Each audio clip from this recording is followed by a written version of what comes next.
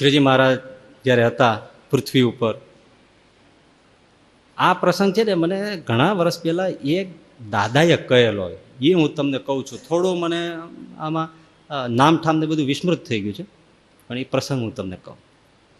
એટલે ત્યારે મહારાજ સંતોને બધાને ગામડે ગામડે ફરવા મોકલતા. સંતોને ગામડે મોકલેલા. સંતો કે મહારાજ અમે ગામ ગામ જઈએ, લોકો ઘણા વિરોધી હોય, આ હોય તે હોય, તો જાત જાતના અવનવા બધા પ્રશ્નો પૂછે, તો અમે કાંઈ ભણ્યા ન હોઈએ, શાસ્ત્રનો એટલો અભ્યાસ ન હોય, તો અમે એને ઉત્તર શું વાળીએ, એમાં અમને મુશ્કેલી પડે. મહારાજ કે તમારે કાંઈ પ્રશ્નોત્તર ન કરવા પડે એવું કરી દઈ તો મહારાજ બહુ સારું.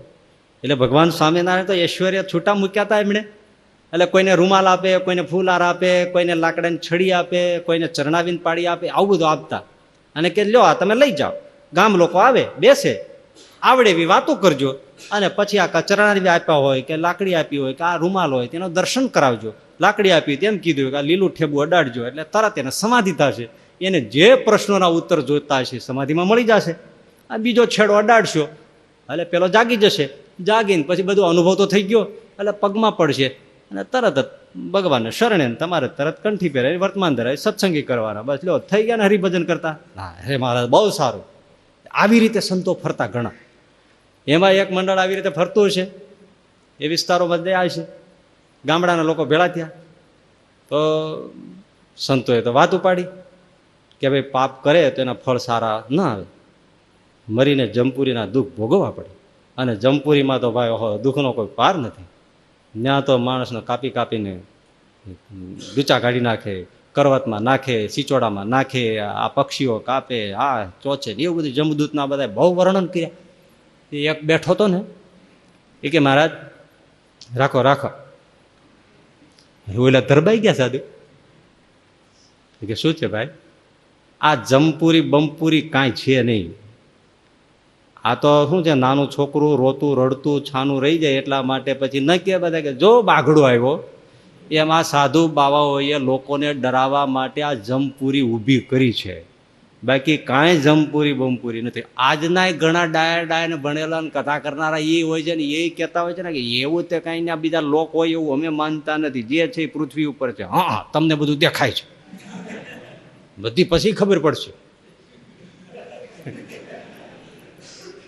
એટલે આવું કાંઈ છે નહીં.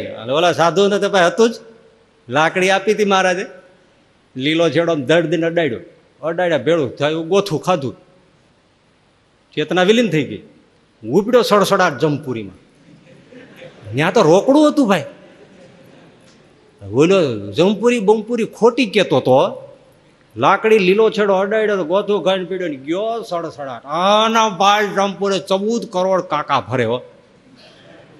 ભયંકર ચિત્કારીઓ, ઉકળતા લોહ શીશાઓના કુંડમાં જીવને નાખ્યા હોય, ત્રાહી ત્રાહી થતું હોય, કરવતથી કાપતા હોય, માંસના લોચા ઉડતા હોય, બબે ટુકડા જીવના થતા હોય, ભયંકર મોટી ચાંચુવાળા લોહ ચાંચુવાળા એવા યમદૂત રૂપ ધરે એ પક્ષીઓ આમ ચમચમ કરીને આંખીના ડોળા ફાડી ફાડીને ખાઈ જાય.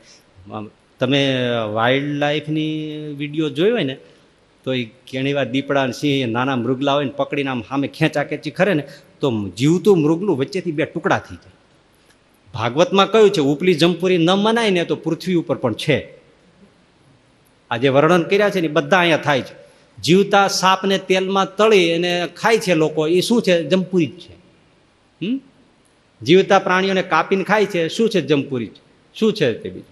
આપણને એક સોય કોઈ અડાડે તો રાઈડ પડી જાય, તો નાના વાછરડાને બળદ બનાવવા માટે એને વૃષણનો ઉચ્છેદ કરે. વિચાર તો કરો, એને માસૂમ કોમળ અંગમાં આવી રીતે જ્યારે ધારબાર બ્લેડ મૂકતા છે ત્યારે એ નાના 2-4 મહિનાનું વાછરડું હોય એની દશા શું થતી હશે? મૂર્છા આવી જાય. એ દુઃખ ઓછું છે? આ જમપુરી જ છે, જમપુરી છે. અમે મસાઈ મારા આફ્રિકાનું પેલું પ્રાણીઓનું એ અમે એકવાર જોવા ગયા હતા. અમારી નજર સામે અમે જોયું કે આ જંગલી ગાય હોય છે ને એની નાની વાછરડી એને ઝરખે પકડી લીધી, અને ઝરખ મળો હોશિયાર, તે આ પગ હોય એના પાછળના પગને પાસે જે ગાળો હોય ને એ એને કાપી નાખ્યો, અને પગ હાલે જ નહીં ને આમ, એટલે કાપી નાખ્યો. એટલે ઓલી વાછડી પડી ગઈ એટલે એને પાછળના પેટના ભાગેથી ખાવા માંડ્યું. અને અમારી જેમ જ બધા ગાડીઓમાં ઊભા રહી ગયા હતા, કારણ કે ગાડીમાંથી નીચે ઉતરવાની તો સખત મનાય.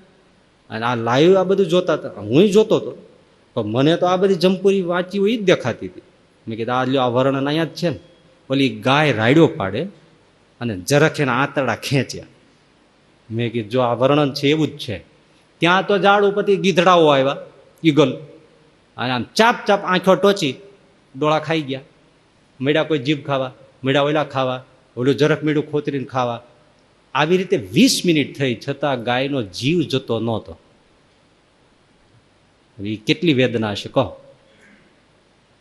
એ દેહ જ્યારે આપણે આવે ત્યારે ભોગવવાનું આવે. એટલે કહ્યું છે કે ભલા આ બધા દુઃખથી બચવું હોય તો આજે તમને એક ડોર મનુષ્ય દેહ રૂપી દરવાજો મળ્યો છે, એ છૂટવાનો માટે ભજ ગોવિંદમ ભજ ગોવિંદમ ગોવિંદમ ભજ મૂળ મતે. ભગવાન ભજી લે, ડાપણ કાંઈ કામ નહીં આવે. મરી જશું આવી રીતે બધા દુઃખ ભોગવી.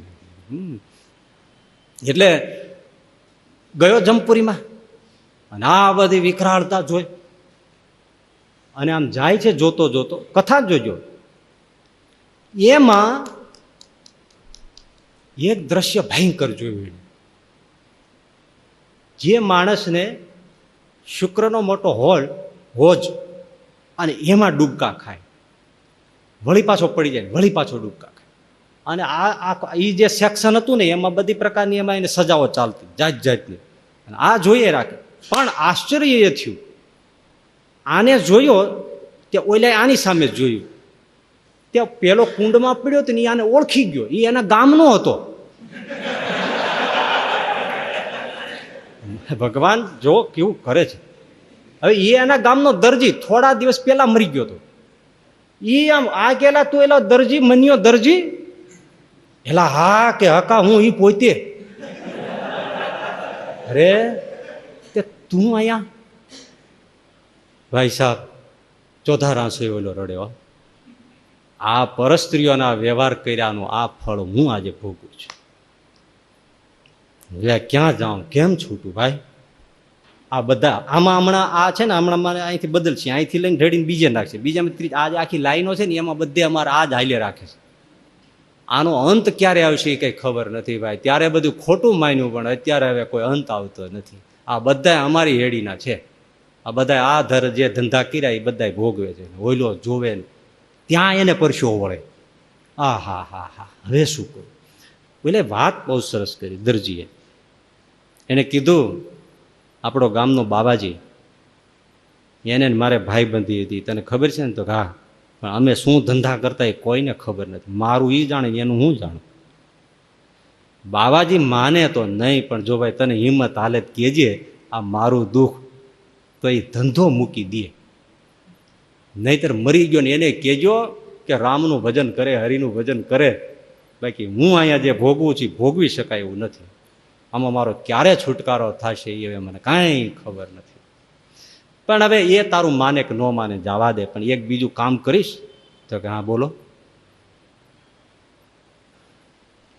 મારે ઘરે જ્યાં બકરી બાંધી છે ને એના ખીલા નીચે મેં 200 રૂપિયા દાટ્યા છે. તે તું મારા છોકરાને કહેજે એ ત્યાંથી કાઢીને ખોદીને કાઢી લે.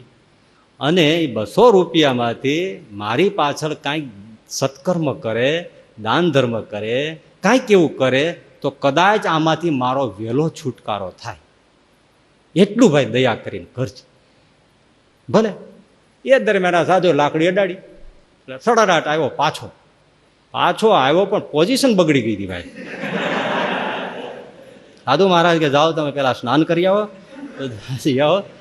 હા મહારાજ આવ્યો, બધી વાત સાચી, જમપુરી સાચી છે, પણ એક કામ પતાવીને એમાં પાકું થાય તમારે શરણે આવ્યો.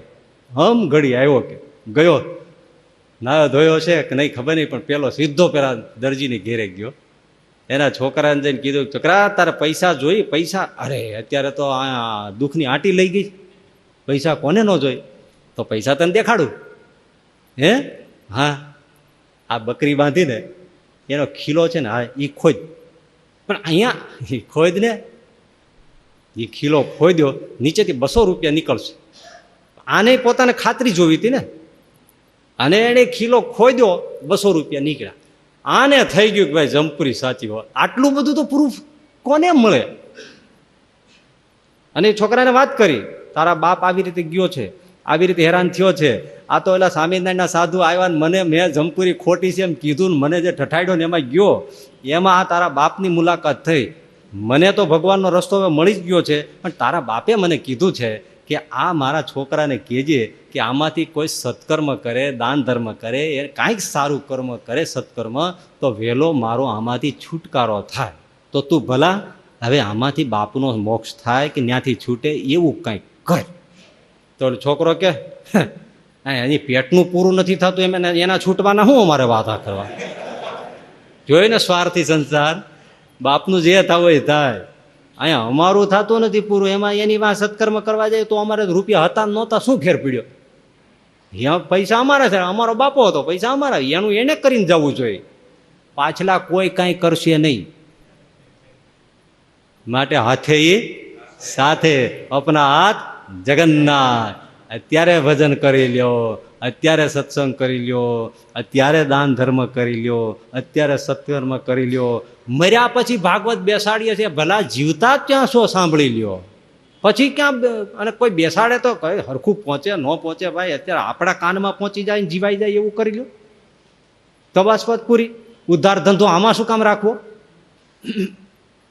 એટલે ઓલા કઈ પછી માન્યું નહીં, એનું જે થવું થાય. પણ પેલો દોડી સીધો સાધુના પગમાં પડ્યો, એને વર્તમાન ધારણ કર્યા, સાધુની પાસે કંઠી પહેરી અને ભગવાન સ્વામિનારાયણ આશ્રિત થયો અને એ ભાવ તરી ગયો. મર્યા પછી પણ ભોગવવું પડે છે. અદ્યપી લોકે મરણમ શરણમ તદપી ન મુંચતી પાપાચરણમ. આ બધા ફળ ભોગવવા પડે છે, છતાં પણ એવો સંસારનો મોહક સુખનું એવી લાલસા છે કે માણસ ક્ષણના સુખ માટે અનંત રોગ, અનંત દુઃખ એમાં જઈને ઘેરાય છે ને પડે છે. એમાંથી ચેતવા માટે શંકરાચાર્ય કહે છે, ચેતો, પાપનું આચરણ મૂકો અને ભગવાનનું ભજન કરો. સહજાનંદ સ્વામી મહારાજ.